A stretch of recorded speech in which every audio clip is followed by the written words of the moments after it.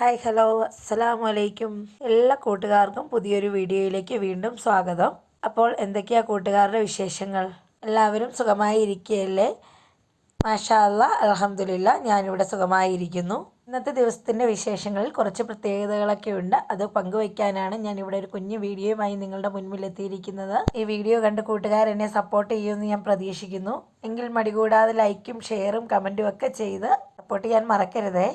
ആദ്യമായിട്ട് കാണുന്ന കൂട്ടുകാരൊക്കെ ഉണ്ടെങ്കിൽ, അല്ലെങ്കിൽ ഇതുവരെയും സബ്സ്ക്രൈബ് ചെയ്യാതെ വീഡിയോ കാണുന്ന കൂട്ടുകാരൊക്കെ ഉണ്ടെങ്കിൽ ഒന്ന് ചാനൽ സബ്സ്ക്രൈബ് ചെയ്ത് സപ്പോർട്ട് ചെയ്യാൻ മറക്കല്ലേ. എങ്കിൽ നമുക്ക് ഇന്നത്തെ വിശേഷങ്ങൾ നോക്കാം. രാവിലത്തെ കാപ്പിക്കായിട്ട് ഫത്താഹിന് മാത്രം ദോശ ചുടാനാണ്. അപ്പം നമുക്ക് ഇന്നലത്തെ ചക്ക വേവിച്ചത് ഇരിപ്പുണ്ട്. അത് പഴങ്കഞ്ഞിയിൽ കലക്കി കുടിക്കാമെന്ന് ഇന്നലെ ഞാൻ പറഞ്ഞിരുന്നു. ദോശ ചുട്ടു തുടങ്ങിയപ്പോൾ കല്ലേ പിടിക്കുകയാണ്. അങ്ങനെ കല്ലൊന്ന് കഴുകി വൃത്തിയാക്കിയിട്ട് ഒരു മുട്ട ഇങ്ങനെ ഉടച്ചു കൊടുക്കും. ഇങ്ങനെ ഉടച്ചു കൊടുത്തിട്ട് ദോശ ഇട്ടെടുക്കുമ്പോൾ പെട്ടെന്ന് തന്നെ അടിയിൽ പിടിക്കാതെ ഇളകി വരും കേട്ടോ. ഈ ദോശക്കല്ല് ചപ്പാത്തിയും പത്തിരിയും റോട്ടി അങ്ങനെയുള്ള എല്ലാം ചുടുന്നതുകൊണ്ടാണ് ഇങ്ങനെ അടിയിൽ പിടിക്കുന്നത്. എങ്കിലും കുഴപ്പമില്ല, മുട്ടയൊന്ന് ഉടച്ചൊഴിച്ച് ചിക്കി എടുത്ത് കഴിയുമ്പോഴത്തേന് ആ അടിയിൽ പിടിക്കുന്ന ആ ഒരു ഇതങ്ങ് മാറും. വളരെ നല്ലൊരു ടിപ്സാണ് കേട്ടോ, കൂട്ടുകാർക്ക് ഉപകാരപ്രദമാകുന്നതാണ്. നിങ്ങളൊന്ന് ചെയ്ത് നോക്കിയാൽ മതി. ഇങ്ങനെയൊക്കെ ബുദ്ധിമുട്ട് കാണിക്കുന്നുണ്ടെങ്കിൽ ഇങ്ങനൊരു മുട്ട ഉടച്ചൊഴിച്ച് റെഡിയാക്കി എടുക്കുമ്പോൾ തന്നെ അതാണ്ട് ഇവിടെ നല്ല വൃത്തിയായിട്ട് ഈ ദോശകൾ കിട്ടും. അപ്പോൾ ഒന്നോ രണ്ടോ ദോശ ചുട്ടെടുത്താൽ മതി കേട്ടോ. ഒരുപാട് ദോശയൊന്നും വേണ്ടി വരികയില്ല, ഒറ്റ ദോശ മതിയായിരിക്കും. ഈ മുട്ടയും കൂടി ഉള്ളതുകൊണ്ട് ഭർത്താവിന് ഒറ്റ ദോശ കൊടുത്തു കഴിഞ്ഞാൽ അവൻ കഴിച്ചോളും. സാധാരണ അവന് നെയ് റോസ്റ്റ് ചൂടണം. ദോശക്കല്ലേ പിടിക്കുന്നതുകൊണ്ട് തന്നെ ഇനി നെയ് റോസ്റ്റിൻ്റെ പുറകെയൊന്നും മെനക്കെട്ട് നിൽക്കുന്നില്ല. അപ്പം മുട്ടയും ഉണ്ടല്ലോ, അതുകൊണ്ട് ദോശ തന്നെ അവൻ കഴിച്ചോളും. തന്നെ കണ്ടോ, അടിയിലൊന്നും പിടിക്കാതെ നല്ല സെറ്റായിട്ട് തന്നെ കിട്ടി. ഇനി കുക്കുമോളാണ് കേട്ടോ ആദ്യം പഴങ്കഞ്ഞി കുടിക്കാനായിട്ട് റെഡിയായി വന്നിരിക്കുന്നത്. അവൾക്കും ഇഷ്ടമാണ് ഇങ്ങനെ ചക്ക വേവിച്ചൊക്കെ ഉള്ള ദിവസം പഴങ്കഞ്ഞി കുടിക്കാനായിട്ട്. നേരത്തെയൊക്കെ വല്ലപ്പോഴെങ്കിലും പഴങ്കഞ്ഞി കുടിക്കുമായിരുന്നു. ഇപ്പോൾ ഒട്ടും പഴങ്കഞ്ഞി കുടിക്കത്തില്ല. വയറ് ചാടും, വണ്ണം വെക്കും എന്നൊക്കെ പറഞ്ഞിട്ട് ഒട്ടും ഞാൻ പഴങ്കഞ്ഞി കുടിക്കത്തേ ഇല്ല. ഒരുപാട് നാൾ കൂടിയാണ്. ഇങ്ങനെ കപ്പയോ ചക്കയൊക്കെ ഉള്ള ദിവസം അടിപൊളിയാണ് പഴങ്കഞ്ഞി കുടിക്കാനായിട്ട്. ഒരു പച്ചമുളകും 2-3 ഉള്ളിയും ചക്കയും അതിലേക്ക് വെള്ളം ഒഴിച്ച് കൊടുത്തിട്ടുണ്ട്. ഇനി ആ പച്ചമുളകിൻ്റെ ഉള്ളിയുടെയൊക്കെ ഒന്ന് ടേസ്റ്റ് കിട്ടുവാനായിട്ട് നന്നായിട്ടൊന്ന് കൈക്ക് ഞെരടി കൊടുക്കുന്നുണ്ട്.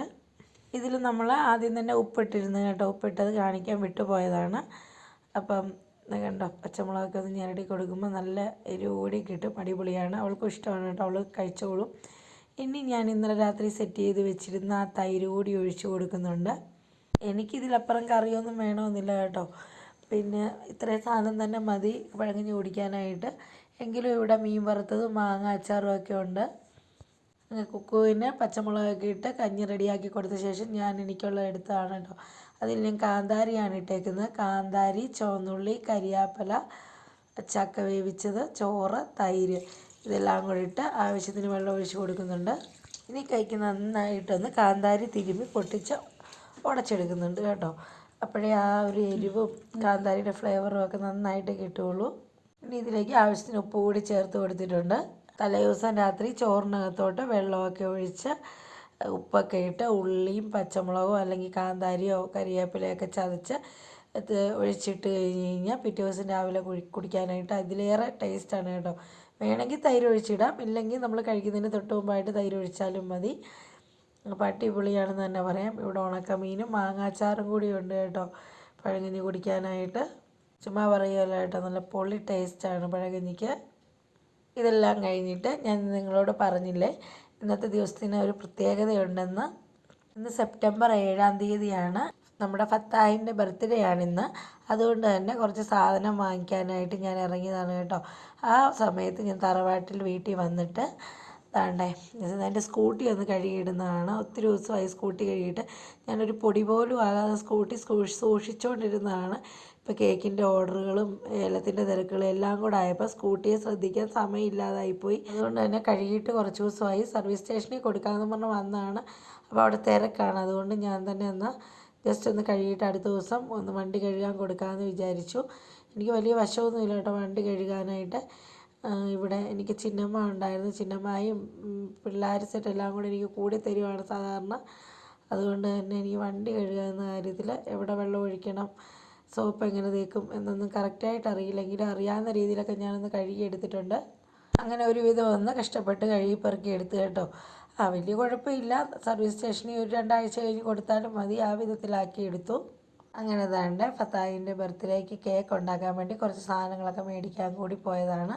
അതെല്ലാം വാങ്ങിച്ച് പെറുക്കി കയറി വന്നു. കേക്കിനുള്ള സാധനങ്ങൾ മാത്രമേ വാങ്ങിച്ചുള്ളൂ കേട്ടോ.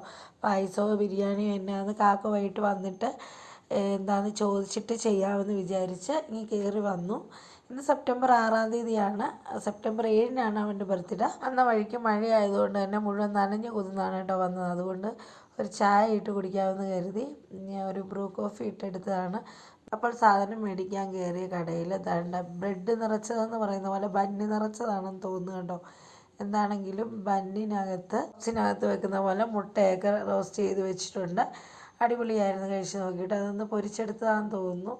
എന്താണെങ്കിലും കൊള്ളായിരുന്നു കേട്ടോ. കുക്കും ഞാനേ ഉള്ളൂ. ഫത്താഹ് സ്കൂളിൽ പോയേക്കുക. അപ്പം ഞങ്ങൾ കഴിച്ചിട്ട് ഫത്താഹിനുള്ളത് വെച്ചിരുന്നു. ഇപ്പം ചൂടുണ്ട്, പിന്നെ അവൻ വരുമ്പോഴത്തേന് തണുത്ത് പോകും. അങ്ങനെ ചായ കുടി എല്ലാം കഴിഞ്ഞ് നാളെ ഫത്താഹിനുള്ള കേക്ക് ഉണ്ടാക്കണം. ഫത്താഹിന് മാത്രമല്ല വേറെയും ഓർഡറുണ്ട്. ഇപ്പം ഞാൻ ചെയ്യുന്നത് ഫത്താഹിനുള്ളതാണ്. ആദ്യം ഞാൻ ഓർഡറൊക്കെ ചെയ്ത് വെച്ചിട്ടാണ് കേട്ടോ കടയിലേക്ക് പോയത്. കേക്ക് ഉണ്ടാക്കി വെച്ചിട്ട് പോയി. ഇനി അത് ഐസിങ് ചെയ്യുന്നത് വൈകിട്ട്. ഫത്താഹിൻ്റെ ബർത്ത്ഡേയുടെ ഒപ്പം മറ്റൊരു പ്രത്യേകത കൂടിയുണ്ട് കേട്ടോ. ഞാൻ കേക്ക് ഉണ്ടാക്കാൻ തുടങ്ങിയിട്ട്, അല്ലെങ്കിൽ ഞാനൊരു ഹോം ബേക്കറായി മാറിയിട്ട് 1 വർഷം തികയാണ്. കഴിഞ്ഞ പ്രാവശ്യം ഫത്താഹിൻ്റെ ബർത്ത്ഡേക്കാണ് ഞാൻ കേക്ക് ഉണ്ടാക്കി തുടങ്ങിയത്. മാഷാ അല്ലാഹ്, കുഴപ്പമില്ലാത്ത രീതിയിൽ കേക്കിന് ഓർഡറുകളൊക്കെ ആയിട്ട് ഞാൻ മുന്നോട്ട് പോകുന്നു. അപ്പോൾ ഈ വീഡിയോയിലൂടെ ഞാൻ എങ്ങനെയാണ് ഒരു ഹോം ബേക്കറായി മാറിയെന്നുള്ളൊരു അനുഭവ കഥയാണ് നിങ്ങളോട് എനിക്ക് പറയാനുള്ളത്. കേക്ക് ഉണ്ടാക്കാനായിട്ട് ഞാൻ നേരത്തെ തന്നെ പഠിച്ചതായിരുന്നു. പക്ഷെ നമ്മുടെ സാഹചര്യം കൊണ്ട് സാധനങ്ങളൊന്നും വാങ്ങിക്കാനുള്ള ഒരു സിറ്റുവേഷൻ അല്ലാത്തത് കൊണ്ട് തന്നെ നമ്മളത് മുന്നോട്ട് കൊണ്ടുപോകുന്നില്ലെന്ന് തന്നെ പറയണം. കേക്കിൻ്റെ സാധനങ്ങൾ വാങ്ങിക്കാനുള്ള പൈസ, പിന്നെ അതിന് ഉണ്ടാക്കുന്ന ഉപകരണങ്ങൾ മേടിക്കാൻ, അതിൻ്റെ മെറ്റീരിയൽസ്, അങ്ങനെ കുറേ കാര്യങ്ങളുണ്ടായിരുന്നു. അതൊന്നും അന്നത്തെ സാഹചര്യത്തിൽ നമുക്ക് നടക്കുന്ന കാര്യങ്ങളല്ലായിരുന്നു. അതുകൊണ്ട് തന്നെ ഞാനതവിടെ സ്റ്റോപ്പാക്കി കളഞ്ഞു. ലോക്ക്ഡൗൺ സമയത്തൊക്കെ എപ്പോഴോ 1-2 കേക്കുകൾ ഇങ്ങനെ കുക്കറിൽ വെച്ചും ഉരുളിയിൽ വെച്ചുമൊക്കെ ഞാൻ ഉണ്ടാക്കിക്കൊണ്ടിരുന്നു. കേക്ക് ഉണ്ടാക്കിയ ശേഷം ഐസിങ് ചെയ്യാനായിട്ട് നമുക്ക് ടേൺ ടേബിളൊന്നും ഇല്ലാത്തത് കൊണ്ട് തന്നെ നമ്മുടെ കയ്യിൽ നിന്ന് ഫ്ലോപ്പായിപ്പോയി. കാരണം കറക്റ്റ് ഷേപ്പിനൊന്നും കിട്ടത്തില്ല. അപ്പം സത്യം പറഞ്ഞു കഴിഞ്ഞാൽ മനസ്സ് മടിച്ചെന്ന് തന്നെ പറയാം, സാധനങ്ങളൊന്നും ഇല്ലാതെ ഉണ്ടാക്കാനായിട്ട്. അതുകൊണ്ട് തന്നെ അതിനൊന്നും പിന്നെ മെനക്കെട്ടതുമില്ല. അങ്ങനെ ഇരിക്കുകയാണ് ഫത്താഹിൻ്റെ ബർത്ത്ഡേ വന്നത്. കഴിഞ്ഞ വർഷത്തെ ബർത്ത്ഡേ ആ സമയത്താണ് ഈ ഡ്രീം കേക്ക് ഭയങ്കരമായിട്ട് ഒരു ട്രെൻഡിങ്ങിൽ നിൽക്കുന്ന സമയം. അങ്ങനെ കടയിൽ കയറി വില ചോദിക്കുമ്പോൾ 1 കിലോയ്ക്ക് 1200 രൂപ എന്ന് പറഞ്ഞു, 1/2 കിലോയ്ക്ക് 650 രൂപ എന്നും. അപ്പം 1/2 കിലോ വാങ്ങിച്ചോട്ട് തികയത്തുമില്ല, 1 കിലോ വാങ്ങിക്കാൻ അത്രയും രൂപയാവുമല്ലോ എന്നൊക്കെ വിചാരിച്ചിട്ട് ആ ആഗ്രഹത്തെ ഇങ്ങനെ മനസ്സിൽ വെച്ച് കടയിൽ നിന്ന് ഇങ്ങനെ തിരിച്ചിറങ്ങി. ഞാൻ നേരെ വന്നത് മൂത്ത നാത്തൂൻ്റെ അടുത്താണ്, ഫസീനയുടെ അടുത്ത്. ഞാൻ ഫസീനയുടെ അടുത്ത് വന്ന് പറഞ്ഞു, കേക്കിന് ഈ റേറ്റൊക്കെയാണ്, എന്താ ചെയ്യുന്നതെന്ന് അറിയില്ലല്ലോ എന്ന്. അപ്പോൾ അവൾ എന്നോട് പറഞ്ഞൊക്കെ നമുക്ക് ഉണ്ടാക്കാം എന്നുള്ള വാക്ക് കേട്ടപ്പോൾ തന്നെ ഞാൻ ഞെട്ടിപ്പോയെന്ന് പറയണം. കാരണം ഒരു സാധനങ്ങളും എൻ്റെ കയ്യിലില്ല. അപ്പം ഞാൻ അവളുടെ അടുത്ത് പറഞ്ഞു, ഇടി ഒന്നും ഇല്ലല്ലോ കയ്യിൽ. ബർത്ത്ഡേക്ക് ഒരു 2-3 ആഴ്ചയും കൂടി ഉണ്ട് കേട്ടോ. സെപ്റ്റംബറിന് മുമ്പാണ് ഞാനിങ്ങനെ ഒരു പ്ലാൻ അവളുടെ അടുത്ത് ചോദിക്കുന്നത് തന്നെ. അപ്പോൾ അവൾ എന്നോട് പറഞ്ഞു, നമുക്ക് ഓൺലൈനിൽ നിന്ന് കുറച്ച് സാധനങ്ങൾ വരുത്താം, ആ സാധനങ്ങൾ വെച്ചിട്ട് നമുക്ക് ഡ്രീം കേക്ക് ഉണ്ടാക്കാൻ പറ്റും. തൽക്കാലം നമുക്ക് ഡ്രീം കേക്ക് ഉണ്ടാക്കാൻ ശ്രമിക്കാം. അങ്ങനെ ഓൾറെഡി കേക്ക് ഉണ്ടാക്കാൻ ഞങ്ങൾക്കറിയാം. അപ്പോൾ ഇത് ഡ്രീം കേക്ക് ഉണ്ടാക്കുന്നത് എങ്ങനെയെന്നുള്ള അന്വേഷണത്തിലായി. അപ്പോൾ എൻ്റെ കൂട്ടുകാരി ഒരാൾ കേക്ക് ചെയ്യുന്ന ആളുണ്ടായിരുന്നു. അതുപോലെ തന്നെ മക്കൾക്ക് വേണ്ടി കേക്ക് ഉണ്ടാക്കി കൊടുക്കുന്ന മറ്റൊരു കൂട്ടുകാരി ഉണ്ടായിരുന്നു. അവരുടെയൊക്കെ സഹായത്തോടു കൂടി ഞാൻ ഫത്താഹിന് ഡ്രീം കേക്ക് ഉണ്ടാക്കി. ഫസീനയെ കൊണ്ട് പറ്റുന്ന രീതിയിൽ അവളും അന്വേഷിച്ചു കേക്കിൻ്റെ ഡ്രീം കേക്ക് എങ്ങനെ സെറ്റ് ചെയ്യാം എന്നുള്ളത്. യൂട്യൂബിലൊക്കെ കണ്ടിട്ട് അത്ര ക്ലിയർ ആയില്ലെന്ന് തന്നെ പറയണം കേട്ടോ. അപ്പോൾ കൂട്ടുകാർ പറഞ്ഞു തന്ന ആ അറിവാണ് കറക്റ്റായിട്ടും നമ്മൾ ഫോളോ ചെയ്ത് വന്നത്. അങ്ങനെ ഫത്താഹിൻ്റെ ബർത്ത്ഡേക്ക് ആദ്യമായിട്ട് ഞങ്ങളൊരു കേക്ക് ഉണ്ടാക്കി, ഡ്രീം കേക്ക്. മാഷാ അല്ലാഹ്, അൽഹംദുലില്ലാ. അന്ന് ആ ഡ്രീം കേക്ക് കഴിച്ചവരിൽ നിന്നും പിന്നീട് എനിക്ക് ഓർഡറുകൾ വന്നു. ആദ്യത്തെ 3-4 മാസം ഡ്രീം കേക്ക് തന്നെയാണ് ഉണ്ടാക്കി കൊടുത്തത്. ഡ്രീം കേക്കിൻ്റെ പല വെറൈറ്റികൾ ഉണ്ടാക്കി കൊടുക്കും കേട്ടോ. ചോക്ലേറ്റ്, ടെൻഡർ കോക്കനട്ട്, നമ്മുടെ സ്ട്രോബെറി, ബട്ടർ സ്കോച്ച്, ഇങ്ങനെ പറയുന്ന ഫ്ലേവറിൽ ഞാൻ ഉണ്ടാക്കി കൊടുത്തു. അതിനുശേഷം നമ്മൾ ഐസിങ് കേക്കും സ്റ്റാർട്ട് ചെയ്തു. എന്നെ നന്നായിട്ട് ഹെൽപ്പ് ചെയ്തത് കാക്കുവാണ്. കാക്കു ഒരുവിധം നല്ല ഫിനിഷിങ്ങിൽ ചെയ്ത് തരുമായിരുന്നു. അതുകൊണ്ട് തന്നെ നാളെ ഫത്തഹിൻ്റെ ഓർഡർ കാർ കേക്കാണ് കേട്ടോ. അപ്പോൾ കാറിൻ്റെ കേക്ക് വേണം. കാർ ഒട്ടിച്ചു കൊടുത്താൽ പോരാ, അവന് കാറ് മോഡൽ കേക്ക് തന്നെ വേണമെന്ന് പറഞ്ഞു. അങ്ങനെ ഞാനിതെല്ലാം ഉണ്ടാക്കി റെഡിയാക്കി വെച്ചിരുന്നു. കാക്കു വന്ന് ബാക്കി ചെയ്യുവാണ്. കാക്കു ഇതിനെ സെറ്റ് ചെയ്ത് തന്നു കഴിഞ്ഞാൽ ബാക്കി ഡിസൈൻ ഞാൻ കൊടുക്കും. നാളെ വേറെയും ഓർഡറുണ്ട്, എനിക്ക് വേറെ കേക്ക് ചെയ്യാനുണ്ട്. അപ്പോൾ കാക്കു ഇത് ചെയ്യുമ്പോഴത്തേന് കാക്കുവിനെ കുറച്ച് ഹെൽപ്പ് ചെയ്യാനായിട്ട് കൂടെ നിന്നേ ഉള്ളൂ കേട്ടോ. എന്നെക്കാളും നല്ല സൂപ്പറായിട്ട് കേക്കുകൾ ചെയ്യുന്നത് കാക്കുവാണ്. എങ്കിലിപ്പോൾ കസ്റ്റമറുടെ കേക്കിലൊന്നും വന്ന് തൊടുകയില്ല. ആദ്യമൊക്കെ എന്നെ ഹെൽപ്പ് ചെയ്യുമായിരുന്നു. ഇപ്പം കസ്റ്റമറുടെ കേക്കൊക്കെ ഞാൻ തന്നെയാണ് ചെയ്യുന്നത്. ഇതിപ്പോൾ മോൻ്റെ ആ ഒരു നിർബന്ധപ്രകാരം ആയതുകൊണ്ട് മാത്രമാണ്. ഒരു പ്രാവശ്യം എപ്പോഴോ കാർ കേക്ക് ചെയ്തിട്ടുണ്ട്, അത്ര അത് ഒത്തില്ലായിരുന്നു. അതുകൊണ്ട് കാർ കേക്ക് ചെയ്യാനായിട്ട് ഒന്ന് സെറ്റ് ചെയ്ത് തരാൻ പറഞ്ഞ് ഏൽപ്പിച്ചാണ് കേട്ടോ. ഹെൽപ്പ് ചെയ്ത് കൊടുക്കണം, അല്ലാതെ പറ്റുകയില്ല. അപ്പോൾ ഞാൻ പറഞ്ഞു വന്നത് എൻ്റെ ഹോം ബേക്കിങ്ങിലേക്കുള്ളൊരു സ്റ്റോറിയാണെന്ന് തന്നെ പറയാം. ഞാൻ ഈ കേക്ക് ഉണ്ടാക്കുമ്പോൾ ചെറിയൊരു ജോലിക്കായിട്ട് പോയിരുന്നു. രാവിലെ 9:30 പോയി 5 മണിക്കൊക്കെയാണ് തിരിച്ചു വരാൻ പറ്റുന്നത്. 5 മണിക്ക് ഇറങ്ങി വീട്ടിലെത്തുമ്പോൾ 6-6:30 ആകും. അതുകൊണ്ട് തന്നെ മക്കളെ പഠിപ്പിക്കാനും അടുക്കളപ്പണിയും അങ്ങനെ ഓരോരോ തിരക്കായിട്ട് പല പല കാര്യങ്ങളും നടക്കാതൊക്കെ ആകും. അതുകൊണ്ട് തന്നെ ആ ജോലി വേണ്ടെന്ന് വെച്ച് ഇപ്പം കേക്ക് ഉണ്ടാക്കി അത്യാവശ്യം ഓർഡറുകൾ വരുന്നതനുസരിച്ച് ഉണ്ടാക്കി കൊടുക്കുകയാണ് കേട്ടോ. അപ്പോൾ എന്നെ സപ്പോർട്ട് ചെയ്ത ഒരുപാട് പേരുണ്ട്. പേരെടുത്ത് പറഞ്ഞാൽ ആരെങ്കിലും വിട്ടുപോയെന്ന് വരാം. അതുകൊണ്ട് തന്നെ ഞാൻ പേരെടുത്ത് പറയുന്നില്ല. ഒരുപാട് പേര് വാട്സപ്പ്, ഫേസ്ബുക്ക്, ഇൻസ്റ്റഗ്രാം ഒക്കെ ഷെയർ ചെയ്ത് മറ്റുള്ളവരിലേക്ക് എത്തിച്ചു തന്നു. പറഞ്ഞവരൊക്കെ കേക്ക് ആവശ്യമുള്ളപ്പോൾ എന്നെ വിളിക്കുകയും കോണ്ടാക്ട് ചെയ്യുകയൊക്കെ ചെയ്ത് അത്യാവശ്യം കേക്കൊക്കെ വാങ്ങിച്ച് എന്നെ സപ്പോർട്ട് ചെയ്തു കേട്ടോ. അപ്പം ഇന്നത്തെ വീഡിയോ എന്ന് പറയുന്നത് ഇത്രയൊക്കെ തന്നെ ഉള്ളൂ. ഞാൻ പറഞ്ഞില്ലേ നാളെ വേറെയും ഓർഡർ ഉണ്ടെന്ന്, അത് ചെയ്യുകയാണ് കേട്ടോ. ഒന്നല്ല, ഒന്നിൽ കൂടുതൽ ഓർഡറുകളുണ്ട്.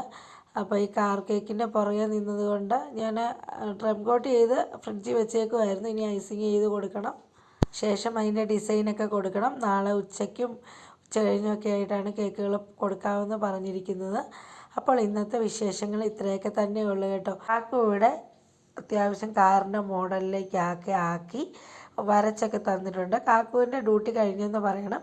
ഇനി ഇതെൻ്റെ ബാക്കി പണികളാണ്. ഡിസൈൻ വർക്ക് കണ്ടോ, ഈ വരച്ചേക്കുന്നിടത്ത് കൂടെ ഡിസൈൻ കൊടുക്കണം. അതൊക്കെ നാളത്തെ വീഡിയോയിൽ കാണിക്കാം, ഡിസൈൻ കൊടുത്ത ശേഷമുള്ളതൊക്കെ. ഇപ്പോൾ തന്നെ ടൈം ഒരു 11:30 നാളത്തെ ഓർഡറിൻ്റെ കേക്കിൻ്റെ കുറച്ച് ഭാഗം കൂടി ചെയ്യാനുണ്ട്. എല്ലാം കഴിഞ്ഞ് പാത്രങ്ങളൊക്കെ കഴുകി വെച്ചിട്ട് വേണം കിടക്കാൻ. കൂടുതൽ വിശേഷങ്ങളൊക്കെ ആയിട്ട് അടുത്തൊരു വീഡിയോയിൽ കാണും വരെ ബൈ ബൈ.